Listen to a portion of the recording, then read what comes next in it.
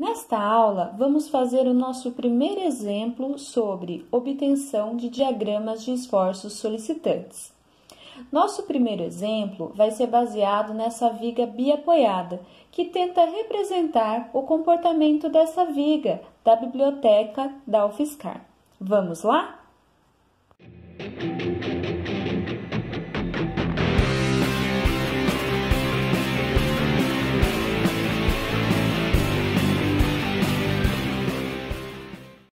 Olá, queridos alunos! Hoje vamos então fazer o diagrama de esforços solicitantes para essa viga biapoiada. É a mesma viga do exercício anterior, né? Uma viga que tem um vão aí de 5 metros e um carregamento uniformemente distribuído de 15 kN por metro. No exercício anterior, nós calculamos o valor dos esforços solicitantes aqui no meio do vão e calculamos também as reações de apoio. Então, eu não vou repetir o cálculo das reações de apoio aqui nesse vídeo, né? Qualquer dúvida, vocês retornem ao vídeo anterior. As reações de apoio calculadas foram duas reações verticais de baixo para cima no valor de 37,5 kN. Então, a partir de agora, eu vou fazer uso dessas informações prévias. Bom, então, de acordo aí com o que foi explanado na aula, quando temos um carregamento uniformemente distribuído, precisamos fazer apenas um corte. Então, é isso que nós vamos fazer para traçar os diagramas de esforços solicitantes. Então, é um corte hipotético em qualquer ponto. Vou colocar aqui nosso corte hipotético 1. Vou chamar aqui, ó, de corte 1. Eu coloquei a origem do eixo X aqui, ó, no ponto A. Esse aqui é o eixo X. Eu coloquei, então, a origem dele no ponto A. Portanto, a nossa coordenada X, né, de posição, ela vai do ponto A, 0, até o ponto B, 5. Então, eu vou colocar aqui que esse corte 1, ele é válido nesse intervalo de X, variando de 0 até 5 metros. Bom, então vamos lá, vamos desenhar esse corte. Lembrando, né, que vocês podem escolher a porção do corte à esquerda ou a porção do corte à direita. Fica a critério de quem está resolvendo o exercício. Nesse exercício aqui, eu vou pegar a porção à esquerda. Então, vou desenhar aqui a porção à esquerda. Então, vamos lá. Desenhar aqui o que nós temos. Então, tem o carregamento uniformemente distribuído. O que mais que nós temos? Temos aqui a reação de apoio, né, que nós já conversamos na aula passada. Então, vou colocar aqui o valor já obtido de 37,5 kN, né? Então, isso aqui é o que nós obtivemos. E a nossa coordenada de posição, o nosso eixo X, ele tá aqui. Então, essa distância vale X até chegar na nossa seção aqui do corte 1. Bom, então, é inicialmente isso que nós temos. Bom, com isso que nós temos, essa parcela aqui não estaria em equilíbrio. O que ocorre? Surgem os esforços solicitantes. Nós já vimos também na resolução anterior que não existe nenhuma carga horizontal. Então, o esforço normal aqui é 0, né? Mas, de qualquer forma, vou desenhar ele aqui. Então, teria força normal, força cortante e momento fletor. Eu já desenho elas aqui todas no sentido positivo, ou seja, normal de tração, a cortante fazendo um giro no sentido horário na seção e o momento tracionando as fibras inferiores. Então, agora sim, ela está em equilíbrio. Bom, para a gente conseguir aplicar as equações de equilíbrio nessa parte, né, da nossa estrutura, vamos substituir o carregamento uniformemente distribuído por uma carga concentrada equivalente. Então, vou colocar aqui o desenho simbólico da nossa carga concentrada equivalente. Bom, ela equivale a quanto? Ao valor da carga distribuída vezes a distância. Então, vai ser aqui 15x. E qual a posição? Onde está localizada? Ela está localizada no centroide dessa figura, portanto, na metade aqui do eixo x. Então, essa distância aqui vale x sobre 2. Então, é isso aqui basicamente que nós temos. Agora sim, podemos aplicar as equações de equilíbrio para esse nosso problema. Então, vamos aplicar. Fazendo aqui, ó, somatória de forças em x igual a 0. Bom, em x nós não temos, né, nenhuma força a não ser a força normal. Portanto, N é igual a 0. Ela vai valer 0 em todo o domínio da estrutura. Vamos para a próxima. Somatória de forças em Y igual a 0. O que a gente tem em Y? Olha só, a gente tem aqui 37,5 apontando para cima. Então, eu vou colocar positivo. Então, 37,5 positivo. E apontando para baixo, nós temos 15x e v. Então, vai aparecer aqui, ó, menos 15x menos v igual a 0. O que a gente vai fazer? A gente vai colocar o v aqui em evidência, assim nós teremos uma equação que vai descrever o comportamento da força cortante, né, do v, ao longo desse domínio aqui.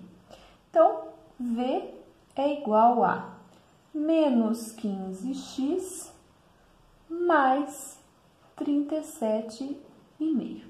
Isso aí tá em quilonewton e em metro.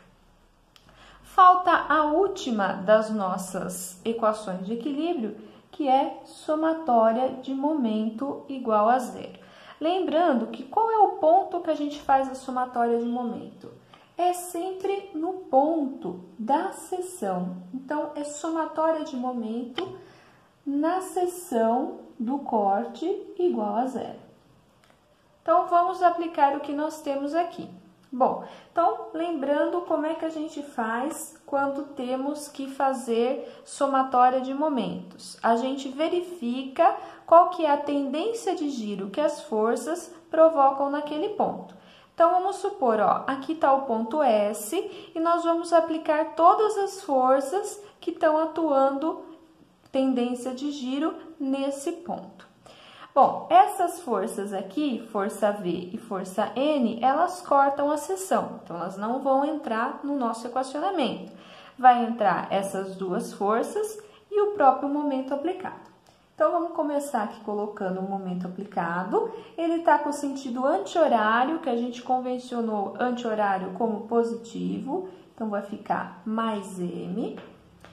Observa lá, ó, ponto S aqui, uma força vertical de baixo para cima, um giro no sentido horário. Então, eu vou colocar menos 37,5 vezes a distância da linha de ação da força até a seção. Lembrando que é uma distância perpendicular.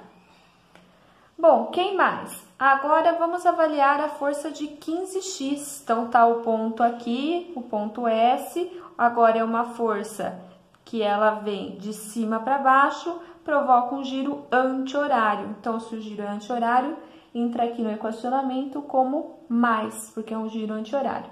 E como que eu calculo o momento? É o valor da força, no caso, então, 15x, vezes a distância perpendicular da linha de ação da força até o nosso ponto onde está sendo avaliado o momento. Portanto, x sobre 2. Colocando aqui M em evidência, né? Então, a gente fica com isso aqui, ó, menos 15, aqui x quadrado, né? Dividido por 2, mais 37,5x. Tudo isso aqui está em quilonewton e em metro. Então, essas aqui, ó, são as equações que governam o comportamento tanto da força cortante quanto do momento ao longo do domínio da viga. Vamos fazer então o diagrama. O diagrama é uma representação gráfica dessas equações. Aqui nessa primeira linha, eu vou fazer a representação da força cortante. Vou indicar aqui, ó, a unidade que ela tá, que é quilonewton. Então, como que a gente faz? Ó, então, vamos lá. Vamos escrever aqui. Força cortante. Bom, a gente vai ver que a força cortante, ela é a equação de uma reta, né? Uma equação linear. Portanto, eu preciso de 2 pontos para conseguir desenhar esse diagrama. Podemos escolher qualquer 2 pontos. Eu vou escolher o ponto inicial e o ponto final. Então, o ponto inicial, que é x igual a 0, e o ponto final, que é x igual a 5 metros.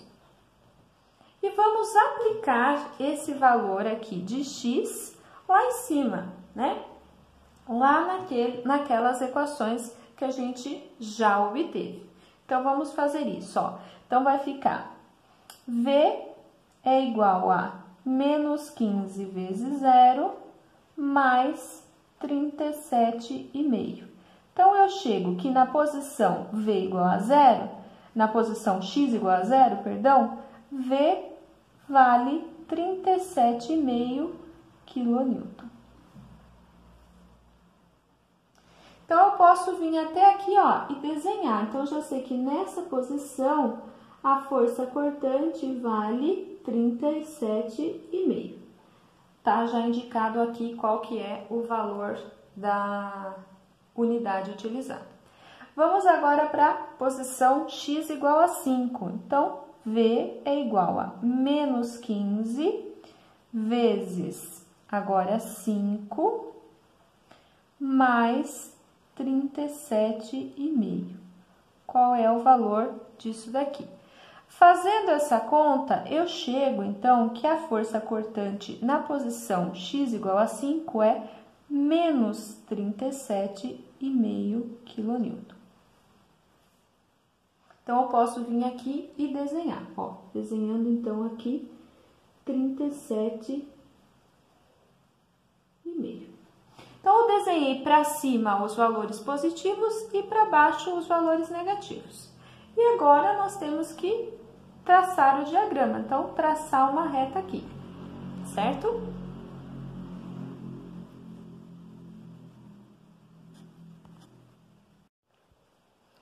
Então, vamos lá. Vamos desenhar esse diagrama aqui, como é uma reta. Peguei aqui uma régua, aproximadamente, né?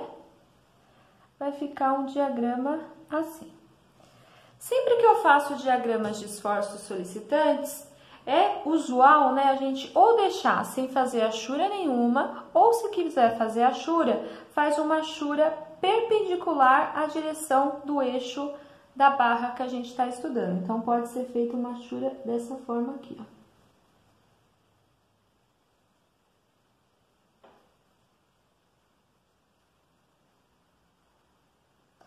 Ou deixa sem nada, ou faz uma achura assim. Então, esse aqui é o diagrama de força cortante. Bom, tem tudo a ver, né, com o que a gente obteve no vídeo passado. Na metade do vão, o valor da força cortante é 0. É justamente o que a gente tinha obtido antes. Agora, vamos para o momento fletor.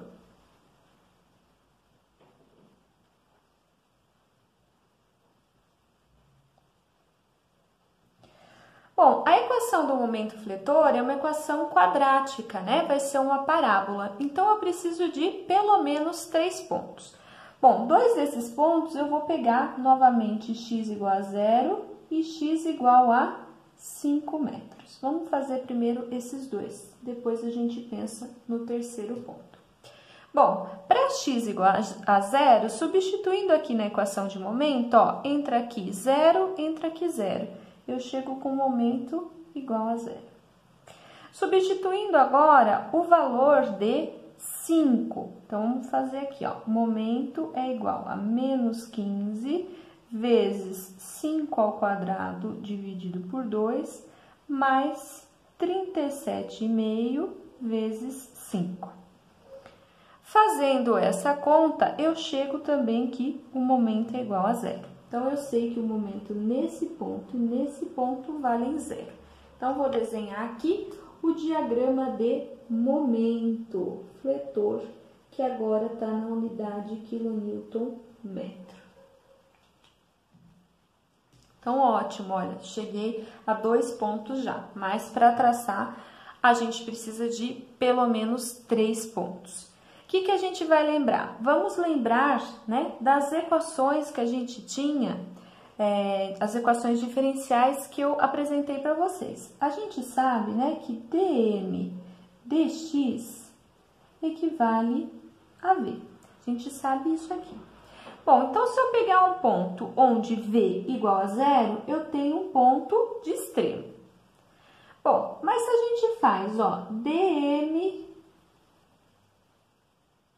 d2m dx2, a gente chega no valor de menos p. Então, como menos p é menor que 0, esse ponto vai ser sempre um ponto de máximo.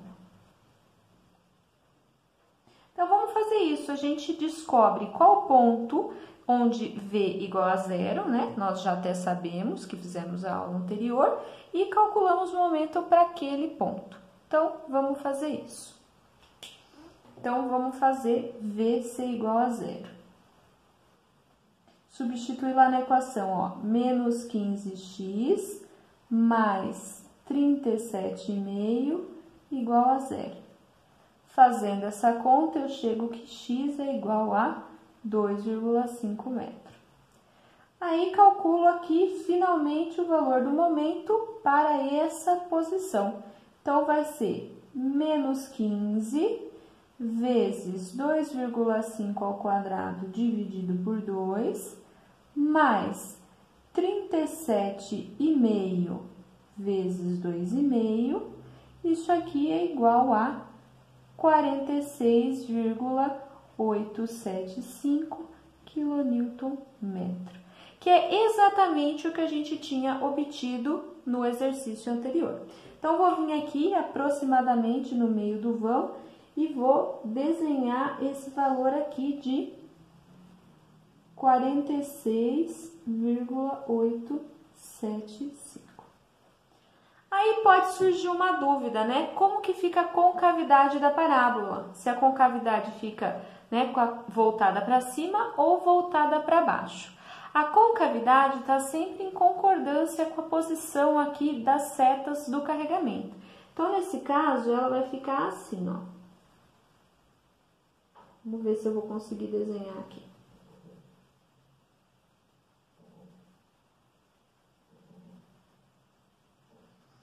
Até que ficou bonitinho. Então, o nosso diagrama de momento fica dessa forma. Então, a gente teria, vou fazer a mesma achura lá para ficar igual.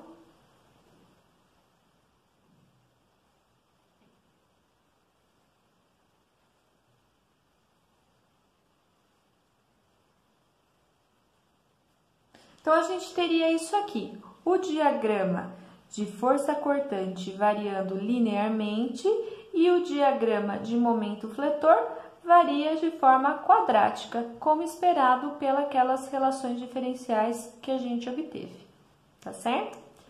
Bom, pode surgir então essa dúvida com relação à concavidade da parábola, então vamos fazer uma verificação. Vamos, então, fazer a verificação da concavidade da parábola. Eu peguei aqui só metade da nossa viga, né? Então, só que, ó, x igual a 2,5, metade dela.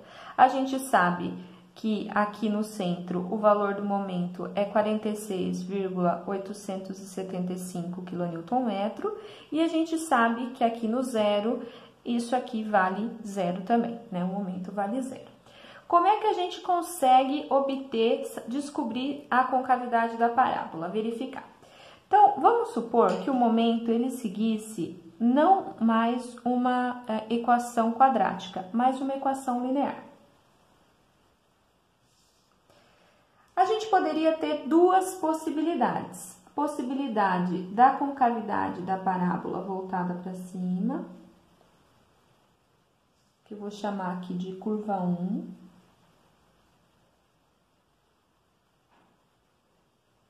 E a outra possibilidade da concavidade voltada para baixo. Vamos ver se eu consigo desenhar aqui.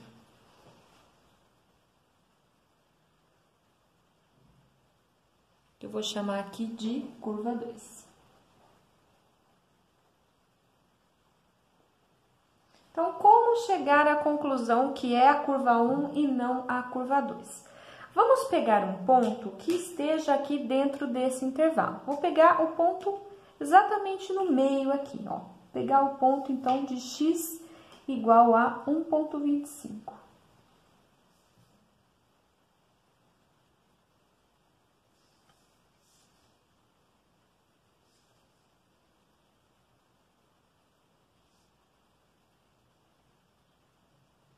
Vou pegar o ponto aqui, ó, x igual a 1,25 metro.